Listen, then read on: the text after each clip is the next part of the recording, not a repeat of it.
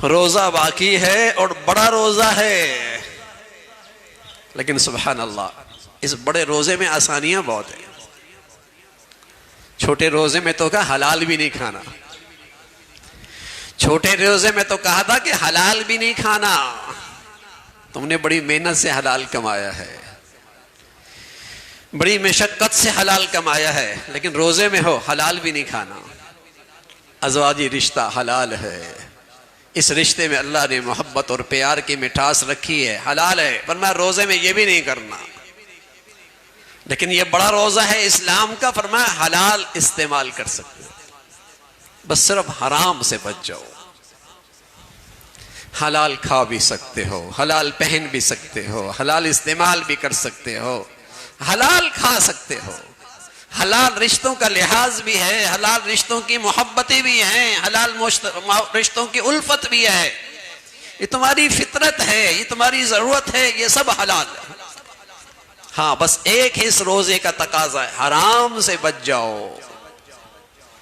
اسلام کا روزہ آسان ہو گیا، اس میں تو مشق کرائی نا، اس میں تو تربیت کروائی، اس میں تو علاج کروایا۔ جیسے علاج میں طبیب بہت ساری جائز چیزیں، حلال چیزیں بھی روک دیتا ہے، معالج بہت ساری حلال چیزوں سے بھی روک دیتا ہے، میاں بیماری ہے، اس میں پرہیز کرنی ہوگی، اس سے پرہیز کرنی ہوگی، حلال سے بھی دور رہنا ہوگا۔ معالج طبیب حلال سے بھی روک دیتا ہے۔ تو رمضان تو روحانیت کی تربیت گاہ تھی، وہاں تو علاج تھا، وہاں تو تربیت تھی، وہاں تو اس بات کا لحاظ تھا کہ اس کی روحانیت میں صحت مل جائے۔ اب کیا کہا؟ حلال کھانا ہے، صرف حلال کھانا ہے۔ رمضان کے علاوہ صرف خدا کے حرام سے بچنا ہے، حرام سے احتیاط کرنی ہے۔ تو میرے عزیزو، حلال چھوٹے رمضان میں حلال سے بھی روکا، رمضان کے بعد صرف حرام سے روکا۔ تو یہی ایمان کی تازگی رمضان کے بعد بتاتی ہے ہم نے یہ جائزہ لینا ہے کہ ہمارا ایمان کے صحت کے لحاظ سے کیا حال ہے، اور اس روزے کا ہمیں کتنا لحاظ ہے، اور اس روزے کا ہمیں کتنا خیال ہے۔ ہماری زندگی ایسی ہو کہ اللہ رب العزت نے رمضان کا تقدس دیا، برکتیں دیں، رحمت دیں، عبادت ہوئی۔ اسلام کے روزے کی رعایت کتنی ہے، اس کا خیال کتنا ہے۔ اب یہ رمضان کے بعد اسلام کا روزہ، اس پہ ہماری زندگی گزرے اور خاتمہ اسلام کے ساتھ گزرے، تو چند چیزیں عرض کر دیتا ہوں جس سے اسلام کے روزے کی حفاظت آسان ہو جائے، اسلام کے روزے کی حفاظت آسان ہوگی۔ پہلی چیز اپنا تعلق اللہ کے گھر سے جوڑ، نمازوں کا اہتمام مساجد میں کرو، فرض نماز کا اہتمام ہر حال میں ہو، سفر میں، حضر میں، دفتر میں، فیکٹری میں، یونیورسٹی میں، کالج میں، فرض نماز کا اہتمام ہر حال میں، اور جس قدر ہو سکے اس کا اہتمام جماعت اور نماز مسجد کے ساتھ۔ اللہ کے نبی صلی اللہ علیہ وسلم امام الانبیاء ہیں، سید الانبیاء ہیں، ساری امت کی ذمہ داریاں آپ پر ہیں، لیکن ساری زندگی آپ کی نماز مسجد میں تھی، ساری زندگی آپ کی نماز مسجد میں تھی، اور ناراضگی کا اظہار کیا ان مسلمانوں سے جو اپنے گھروں میں نماز پڑھتے ہیں، بلکہ غصے کا اظہار کیا، جی چاہتا ہے نمازیوں کو نماز کے لیے کھڑا کر دوں اور لکڑیاں نوجوانوں سے اکٹھی کر کے ان گھروں کو خاک سر کر دوں جو میری سنت کو چھوڑتے ہیں، میرے اللہ کے گھر کو چھوڑتے ہیں، گھروں میں اس کا اہتمام کرتے ہیں۔ ناراضگی کا، غصے کا اظہار کیا۔ تو نماز کا اہتمام مسجد، یہ تو نماز پڑھنے والوں پر غصے کا اظہار کیا، اور جو نماز نہیں پڑھنے والے، اس زمانے میں تو اس کا تصور ہی نہیں تھا۔ قرآن تو کہتا ہے جہنم کافروں کے لیے ہے، ما سلککم فی سقر قالوا لم نکن من المصلین، تم کیوں جہنم میں پڑے ہو مسلمانوں؟ فرمایا نماز نہیں پڑھتے۔ تو جب کافروں کی زندگی ہوگی تو پھر جہنم میں جائے گا نا۔ کافر نماز نہیں پڑھتے ہیں، مسلمان کا تو تصور بھی نہیں تھا کہ مسلمان نماز نہ پڑھے. مرد عورت بچے جوان نمازی ہوا کرتے تھے. تو میرے عزیزو، روزہ، اسلام کا روزہ، اس پر زندگی گزرے، اس پہ خاتمہ ہو، اس پہ آنے کے لیے چند چیزوں کا اہتمام ہے. ایک چیز نماز بڑھیا، نماز مسجد میں نماز کا اہتمام. دوسری چیز روزانہ اپنی زندگی میں تھوڑا سا وظیفہ بناؤ قرآن کی تلاوت کا.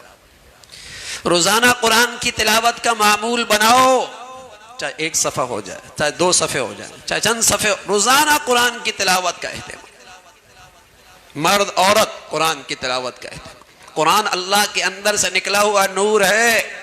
سچے نبی صلی اللہ علیہ وسلم نے فرمایا اس سے مردہ دل زندہ ہوتے ہیں. سچے نبی نے بتایا اس سے مردہ دل زندہ ہوتے ہیں. اس میں اجڑے ہوئے دلوں میں زندگی آتی ہے، اس میں موئے ہوئی دلوں میں زندگی آتی ہے، زنگ آلود دلوں میں اس میں تازگی اور صفائی آتی ہے.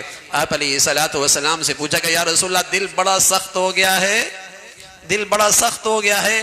آپ علیہ الصلوۃ والسلام فرمایا ایک اپنا دنیا سے جانے کا خیال رکھا کرو اور دوسرا قرآن کی تلاوت دیکھ کے کیا کرو. قرآن کی تلاوت سے دلوں میں زندگی پیدا ہوتی ہے. دل بھر میں کوتاہی ہوئی، تلاوت کا معمول رہا، انشاءاللہ دل صاف رہے گا، طبیعتوں میں نیکیوں کی طرف ملان رہے گا، طبیعت میں نیکوں کے ساتھ اٹھنا بیٹھنا اس کا ملان رہے گا. 2 چیزیں ہو گئی. تیسری چیز کوشش کرو میرے عزیزو، ایسی زندگی گزارو میری ذات سے، میرے رویے سے، میرے طرز عمل سے، میری زبان سے کسی کے ساتھ زیادتی اور ناانصافی اور تکلیف نہ ہو. تکلیف کا باعث نہ بن. اپنی ذات سے کوشش کرو میں دوسروں کے لیے تکلیف کا، ایذا کا، تکلیف کا یہ کم از کم درجے کا اخلاق ہے. پھر آگے ظلم ہے، آگے ظلم ہے، آگے ظلم ہے.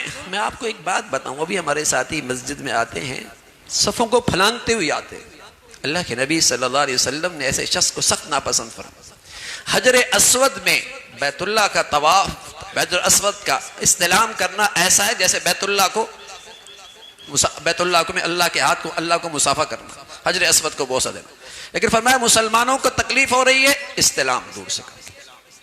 زندگی ایسی بناؤ، گاڑیاں باہر کھڑی کرتے ہیں کسی نمازی کو تکلیف نہ ہو. مسجد میں آتے ہیں وہاں نفل نہ پڑھو جہاں گزرنے کا راستہ، دیر سے آئے ہیں جہاں جگہ ملتی ہے وہیں جگہ ملے. زندگی کا مسلمان کی زندگی ایسی ہوتی ہے وہ عبادت میں بھی کسی کے لیے تکلیف کا باعث نہیں بنتا. زندگی ایسی بنو، کاروبار، معاملات، معاشرت، گھر کی زندگی میری ذات سے کسی کو تکلیف نہ ہو. کم از کم درجے کا اخلاق یہ ہے کہ میری زندگی میں کسی کو تکلیف نہ ہو. نماز بڑھیا، قرآن کی تلاوت کا معمول، کم از کم درجہ یہ کہ ظلم میری ذات سے زیادتی نہ ہو. اور آخری درجہ یہ ہے رات کو سونے سے پہلے دن بھر میں جو کمیاں کوتاہیاں رہ گئی، دن بھر میں جو کمیاں کوتاہی رہ گئی اس پہ اللہ سے استغفار، اللہ تعالیٰ سے معافی، اللہ تعالیٰ سے معافی. اگر یہ چند چیزیں روز کرتے چلے جائیں گے تو میرے عزیزو انشاءاللہ اسلام کی زندگی میں اور اسلام کے روزے پہ انشاءاللہ اس کے تقاضے پورے رہیں گے اور خاتمہ اسلام پر ہوگا، خاتمہ اسلام پہ ہوگا. اور جو کمائی رمضان میں ہوئی ہے اور جو عبادت رمضان میں ہوئی ہے اور جو برکتیں رحمتیں اللہ کے فضل سے رمضان میں ملی ہیں وہ انشاءاللہ زندگی بھر ساتھ رہیں گی. نماز بڑھیا جماعت کے ساتھ، قرآن کی تلاوت کا معمول، میری ذات سے کسی کو تکلیف نہ ہو، میری ذات سے کسی کو تکلیف نہ ہو. اور رات کو سونے سے پہلے چند لمحوں کے لیے اللہ سے غلطیاں ہو جاتی ہیں، کوتاہیاں ہو جاتی ہیں، گناہ ہو جاتا ہے، معافی مانگ لیا کریں. روزانہ کا معمول بنا لیں. تب بستر پہ ممکن نہ ہو تو رات کو عشاء کی نماز کے بعد اس کا اہتمام کر لیں، روز کر لیں. ورنہ شیطان کہتا ہے یہ توبہ کیسی توبہ، یہ معافی بھی کیسی معافی، تو نے کل پھر غلط کرنا ہے، کل تو نے پھر غلط کرنا ہے. اس کے اس خیال کو نظر انداز کر دیں. وہ آپ کو بڑی عبادت سے محروم کرنا چاہتا ہے، آپ کو اللہ کا ولی بننے سے محروم کرنا چاہتا ہے، اللہ کے قریب ہونے سے آپ کو محروم کرنا چاہتا ہے. اس کے خیال کو جھڑک دیں اور توبہ ضرور کریں، معافی ضرور مانگیں. انشاءاللہ اس پاکیزگی کی برکت سے اسلام میں آئے دن باہر آتی چلی جائے گی، اور یہی معمول میرے گھر کی عورتوں میں ہو، یہی میرے بچے بچیوں میں ہو، تو اللہ کی ذات سے امید ہے اسلام کے روزے کے اندر بھی اللہ ہمیں کامیابی نصیب فرما دے گا، اور اس کے اندر بھی ہم سرخرو ہوں گے، پھر اللہ کے حضور جا کر ہم افطاری کریں گے، آپ کے ہاتھوں سے جامیں جسے کہیں کہ حوض کوثر کا جام نوش فرمائیں گے، اور اللہ کریم پھر اس سے آگے خاص مہمانی کریں گے۔ وَسَقَاهُمْ رَبُّهُمْ شَرَابًا طَهُورًا وَسَقَاهُمْ رَبُّهُمْ شَرَابًا طَهُورًا۔ آپ کے گھر کا مہمان آتا ہے تو آپ خادم سے کہتے ہیں اسے پلا دو، کچھ خاص مہمان آتا ہے تو آپ اپنے بیٹے سے کہتے ہیں اسے پلا دو، کچھ اس سے بڑا مہمان آتا ہے تو آپ خود کھڑے ہو کے اسے پلا رہے ہوتے ہیں۔ اللہ کہتا ہے وَسَقَاهُمْ رَبُّهُمْ شَرَابًا طَهُورًا، کچھ میرے مہمان ایسے آئیں گے جنہیں رب خود پلا رہا ہو، جنہیں رب کریم خود شراب طہور پلا رہے ہوں گے۔ تو میرے عزیزو اس کا اہتمام ہو، اللہ رب العزت بھائی عمل کی توفیق نصیب فرمائے۔ وآخر دعوانا